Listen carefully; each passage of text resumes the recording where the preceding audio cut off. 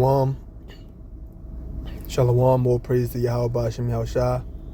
Double honor to the apostles of GMS. This is Noah Allah coming at you with another video. And in this video, I want to be kind of like going into a topic, going into a topic on procrastination. It just came into my mind minutes ago, and I said, you know what? Why not do a lesson on it?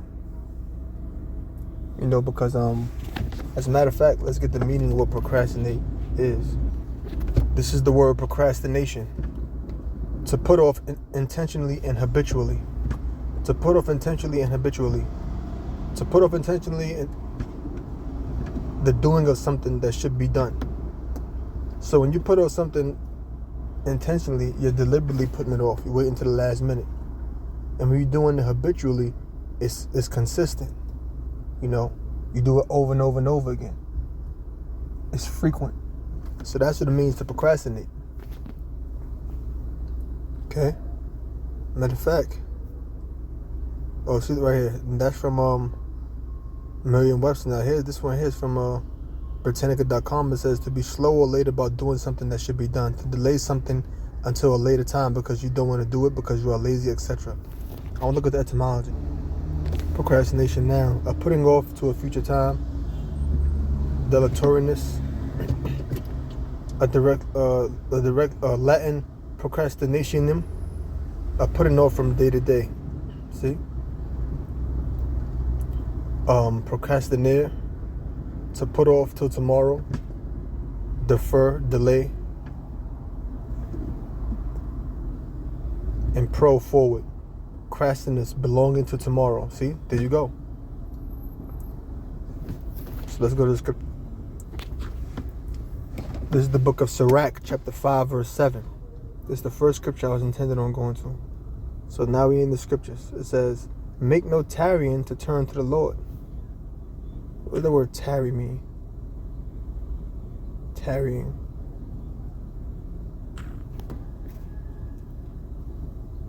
Tarrying is the present participle of the verb tarry, which means to stay somewhere for longer than expected and delay leaving. It can also mean to delay or be tardy in acting or doing, to linger in expectation or to abide or stay in or at a place. So it means to delay. So make no tarrying to turn to the Lord. Don't delay turning to the Lord. Now that doesn't just mean coming into the truth. That's just talking about anything that involves the work of Yahweh Ba'Shem Yahushua. You don't want to delay it. You don't want to tarry. You don't want to put it off. I'll do it tomorrow. I'll do it later on. Because you're gonna say you're gonna do it 1 in the afternoon, and then 1 in the afternoon turns into I'm gonna do it at 5 because I got something to do. I want to take a little nap, and then 5 o'clock comes. I'm a little bit tired, and then next thing you know it's 9 at night. I'm gonna do it. I get something to eat. Then you go get something to eat. I'm gonna eat first.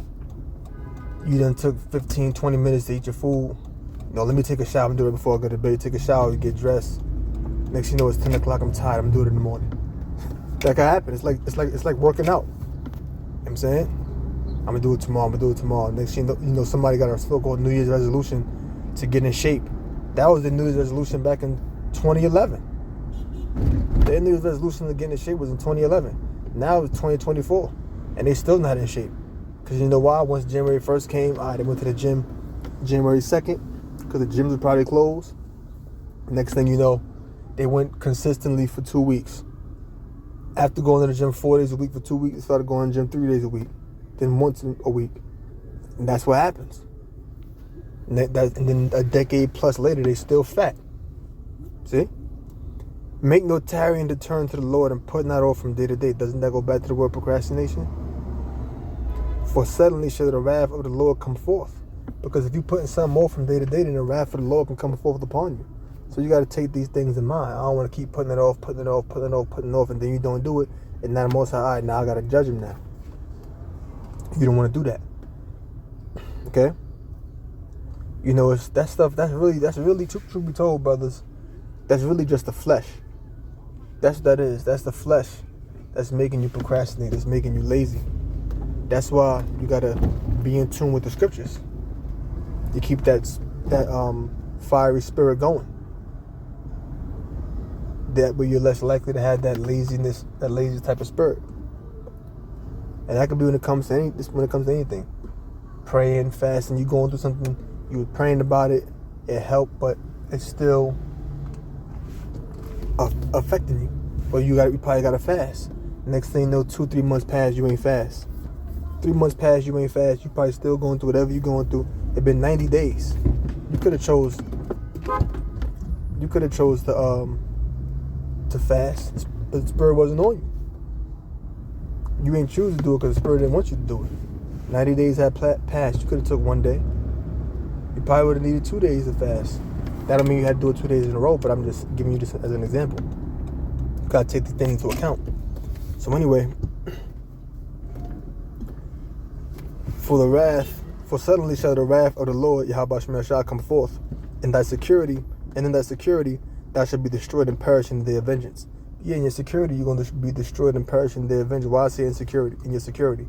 Because you're going to feel secure where you are, even though you're procrastinating. Because you're procrastinating, you're putting it off from day to day to day, so you don't feel nothing going to happen. You feel secure in what you're doing because you've been doing it habitually. See? You've been doing it frequently. What was the other word?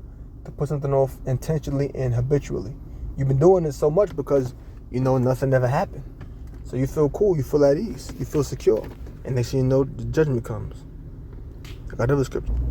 This is the book of Matthew chapter 25, verse 14. Now I'm not going to break down the whole chapter.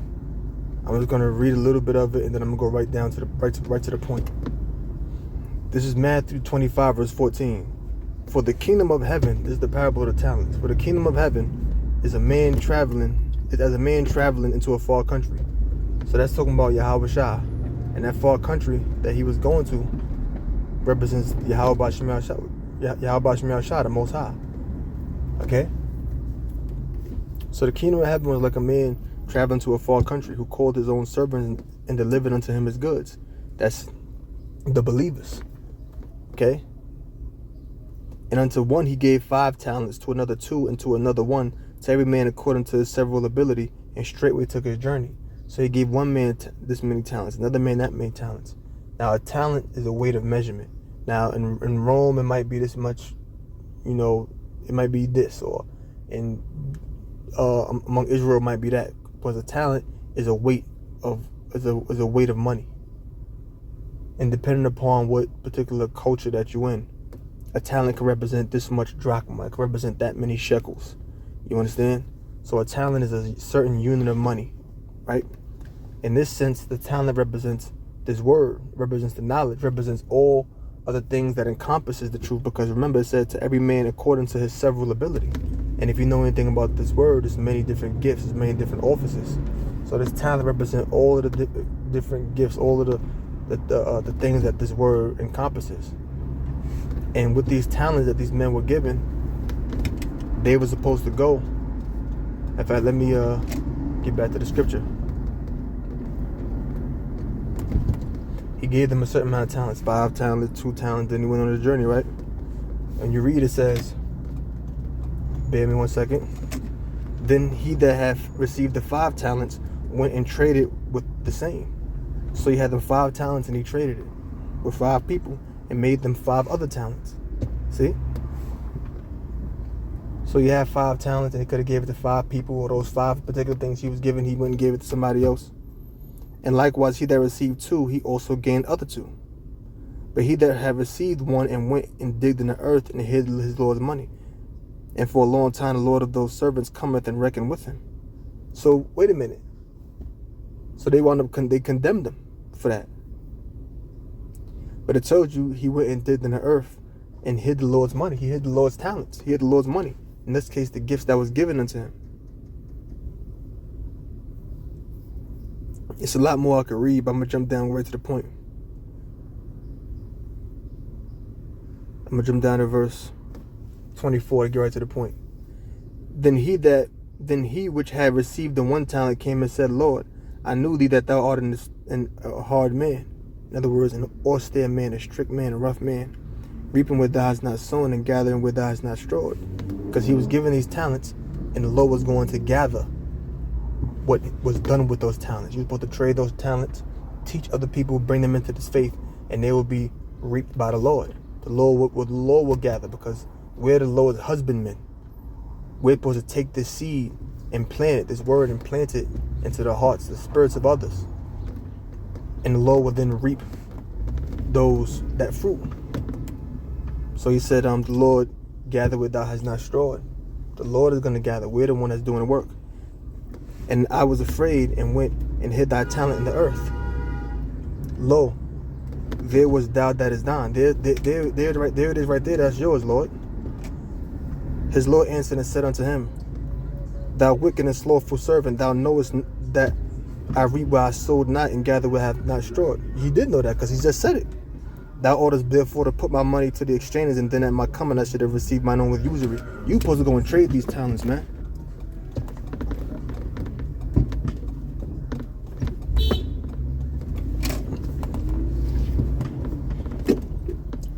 Okay? And usury meaning with interest. Because you're supposed to take those talents and gain more people into this truth, more souls to be gathered, to be delivered, so that they may receive the kingdom of heaven. Take therefore the talent from him. Take it from him and give it unto him which have 10 talents. Give it to somebody else, man, because you wasn't worthy. For unto everyone that hath shall be given, and he shall have abundance. So you supposed to, everyone that have, you're gonna be given, and you're gonna receive abundance. You're gonna receive greatly for the gifts that you've been given. Because the gifts that you was given, you're supposed to go and turn and teach others, right?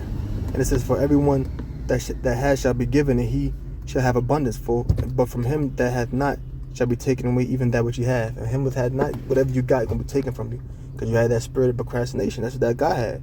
And cast ye the unprofitable servant into outer darkness. They shall be weeping and gnashing of teeth. Weeping means crying, gnashing of teeth. When a person gnashing with the teeth, they're biting down to the teeth. Why? Because they're going through a lot of pain. Okay? So you say you should have took these talents and gave it to the exchanges, man. This talent should have went and be given to somebody else. And then at my coming, I would receive my own with usury. Because if somebody else would have had them talents, they would have went and did the right thing, unlike that servant. So this is just, a quick lesson on this thing. You don't want to, go through that. And like I said before, through the spirit of Habashah, when it says weeping and gnashing the teeth, you weeping because you're crying. You gnash with your teeth because you're biting down, because you're feeling an intense pain. That's talking about that thermonuclear destruction, or whatever kind of judgment the Most High, Yahweh Shemashah, choose to bring your way. It may not even be a physical thing. It may be something in your mind, or you lose your job or your woman, and you're all stressed out about that for months. That's like weeping and gnashing the teeth. Ultimately, it's the thermonuclear destruction, but that's a type of pain that somebody can face too. So you always got to keep these things into account. So with that, I'm going to close and say, oh, praise Yahweh Shemashah, double honor to the Apostle GMS. I hope you learn something. Shalom.